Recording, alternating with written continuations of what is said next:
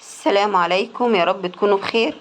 نعمل ارانب واعمل مكرونه بشاميل واعمل مع الارانب ملوخيه. طبعا لازم مع الارانب تبقى فيه ملوخيه، واعمل بتنجان مقلي تبقى ورز. بسم الله ما شاء الله، اكله جميله جدا. ديت من اكلات العيد يا جماعه، بس ما نزلتش في ايامها يعني. بسم الله ما شاء الله، جميل جدا. بصوا، ملوخية خضرة جميلة، والأرانب حمرتها أنا على البوتاجاز من فوق، جميلة جدا. المكرونة بشاميل في منتهى الجمال، روعة كده. حاجة كأنك بتاكلي حاجة جميلة كده، وطعمها في منتهى الجمال، مخدومة كويس. كمان كان العيد بقى ولحمة، فكنت متوصية بيها في اللحمة كده، وكانت جميلة، وعليها جبنة من فوق في منتهى الجمال. بسم الله ما شاء الله، كانت الغدوة جميلة جدا. اللهم بارك. كل سنة وحضراتكم طيبين. اتمنى لو عجبتكم الفيديوهات بتاعتي تشتركوا في القناة وتعملوا لي لايك وتعليق جميل من حضراتكم. بسم الله ما شاء الله. الاول هنجيب الارنب، هنغسله كويس جدا ونحطه تحت مية جارية علشان يطلع منه، بيبقى فيه شعر كده بيطلع منه. الارنب بيتسلخ يا جماعة، يعني اللي هو اللي بيذبحهولك بيسلخهولك، وانت بقى بتجيبيه في البيت تغسليه كويس. وتطلعي منه شعر، تبصي فيه اي حاجه كده، وبعدين تجيبي طماطمايه وليمونايه وحبه ملح وتدعكيهم وتشطفيهم كذا مره. انا هعمل الارنب بطريقه بسم الله ما شاء الله جميله جدا، هتعجبكم. حطيت فص مستكه، وثلاث وحدات حبهان، ورقتين لورا، واتنين قرنفل او اللي هو المسمار. قلبتهم كده شويه في سمنه، معلقه سمنه بلدي. وحطيت الارنب هشوحه تشويحه كويسه جدا مع التوابل الجميله ديت والروايح الحلوه دي. وهحط نص معلقه كده فلفل اسمر. وهقلب كل المكونات دي كلها مع بعضيها، يعني اللورة والحبهان والمستكة والمسمار اللي هو القرنفل. وهقلبهم تقليبه كده كويسه مع السمنه مع الارنب وكده. وجبت حبه فلفل اسمر حطيتهم، اقلبهم بردك تاني قبل ما احط عليه الجزر وبقيه المكونات بتاعته. اقلبه تقليبه حلوه قوي. بعدين جبت الجزر، وجبت بصل وطماطم وقرن فلفل. وهقلب بقى كل الحاجات دي كلها كده تاني مع بعضيها، هسيبهم على النار حوالي 10 دقايق. بصوا يا جماعه بقى شكلها ايه، جميله جدا. انت لو عايزه تسيبيه كده وبعدين تحطي ميه وتحطي عليه رز ويطيب كده، في العرب بيعملوه كده، يحطوا عليه الميه وبعدين الرز ويطيبوه كده بحاله. مره ان شاء الله حابه اعملها لكم بس مع الفراخ. بسم الله ما شاء الله. بصوا يا جماعه شكلها جميل جدا. قلبيه تقليبه حلوه، تكون معاكي ميه سخنه، حطيها عليه ميه بتغلي عشان ما توقفيش السوا بتاعه. حطيته كده وقلبته، هغطي عليه لحد ما يستوي. اول ما يغلي ههدي عليه النار. بسم الله ما شاء الله، ههدي عليه النار واسيبه. وزودت الملح بتاعه علشان هو مش كبير. وبعدين كان عندي لحمه، يعني كنت بعمل كفته وبقت مني، جيت انا احطها على حبه سمنه وطيبها نص سوا كده. جيت جايبه بصلايه كبيره وبشرتها وحطيتها عليها، اقلب فيها تقليبه كويسه كده مع بعضيها، على اساس ان البصل واللحمه يستووا مع بعضيهم. قلبتهم كده، وهحط عليهم التوابل. عايزه تحطي جزر تزودي جزر، تزودي بالكميه زودي، بس انا قلت عيد بقى بلاش احط جزر ولا حاجه. هحط بس وحدتين فصين توم معاهم، يعني دقه يعني فيها قرن فلفل اخضر صغير. هقلبهم كده مع بعضيهم. احط معلقه صلصه، وهقلب بردك المكونات كلها مع بعضيها. اي حاجه احطها اقلبها كويس مع بعضيها. انا ما حطيتش لا ملح ولا توابل ولا اي حاجه خالص. لما تستوي احط.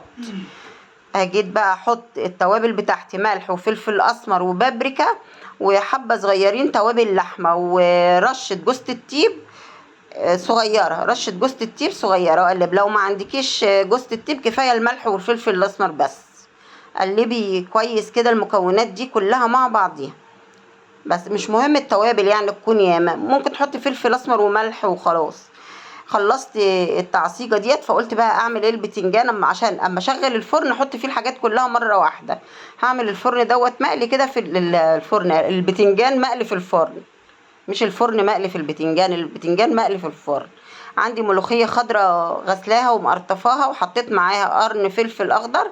وهعملها بالمخرطه. انا مش بحب اعمل الملوخيه لا في الكبه ولا في الخلاط، بحب اعملها بالمخرطه كده بس. وبعدين هاجي بقى اعمل هعمل البشاميل. وحطيت المكرونه جنبي على النار تستوي، حطيت ميه كتير احط فيها لما تغلي احط فيها المكرونه. جبت معلقتين دقيق مع معلقتين سمن مكان التعصيج ده يا جماعه، مكان ما كنت بعصج اللحمه حطيت اعمل البشاميل. قلبتها كده لحد ما اشم ريحه الدقيق، بس ما خلوش يغير اللون، لونه العادي هو يعني ما يغيرش لونه. هقلبها تقليبه كده كويسه. انا هحط عليها حوالي نص لتر لبن وحبه صغيره، واحط باقي شوربه. حطيت كبشتين 3 كده شوربه معاهم، بتديها طعم جميل جدا يعني الشوربه. قلبيها بقى كويس، قلبيها كويس وحطي بقى ظبطي ملحك وكده، وما تنسيش ان الشوربه فيها ملح. حطيت معلقتين قشطه من وش اللبن كده علشان تدعمها وتديها طعم وتديها يعني دسامه كده حلوه. وسبتها على النار شويه وبس لحد ما استوت، وخلاص كده انا جهزت كل حاجه. المكرونه برضك جنبي هعملها يعني برضك بسلقها وانا واقفه. حبه جبنه كده هتدعميها اكتر. حطيت حبه جبنه، واشوف الملح بقى واحط عليها حبه فلفل اسمر. انا بحط فلفل اسمر ما بحطش فلفل ابيض يعني عادي. عندي المكرونه هي داخله على سوا، يعني بطلعها يعني مستويه الا تكه يعني كده. ادي كل حاجه جاهزه. اجيب الصينيه وهدهنها بالسمن، وبعدين احط المكرونه مكرونه ورقه اللحمه، وبعدين مكرونه وجبنه. الجبنه هحطها لما احطها في الفرن، احط المكرونه في الفرن تدي لون بسيط. ادي المكرونه اهي اتحطت لها بردك. ظبطي الملح بتاعها عشان تطلع كل حاجه حلوه مش حاجه باسله. حطيت حبه فلفل اسمر وحبه ملح وحطيت حبه بشاميل. هقلبهم كده كويس مع بعض. كان ممكن يكتر بردك البشاميل شويه، كان عايز يكتر شويه. حطيتهم قلبتهم مع بعض، وبعدين هعمل رقه تحت اهيت الرقه الاولانيه دي، واحط اللحمه. انا قلت ان انا مش هقصر معاها، هحط لها لحمه كويسه عشان احنا في العيد اهوت. عملت الطبقه دي، وهحط بقى ايه ده حوالي نص كيلو مكرونه عليه نص حته لحمه يعني عشان تبقى حلوه. إيه بلاش توفير النهارده يعني. حطيت حبه جبنه، وبعدين احط الرقه التانية المكرونه الرقه التانية بس كده. وبعدين هدخلها الفرن من غير مش هحط لها بيض ولا حاجه.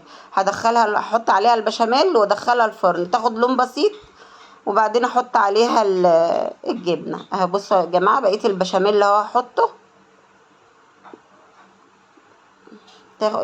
اما تحطي شوربه على البشاميل بتغمق لونها شويه. وهدخلها الفرن. ده البتنجان يا جماعه ادخله بردك معاها الفرن.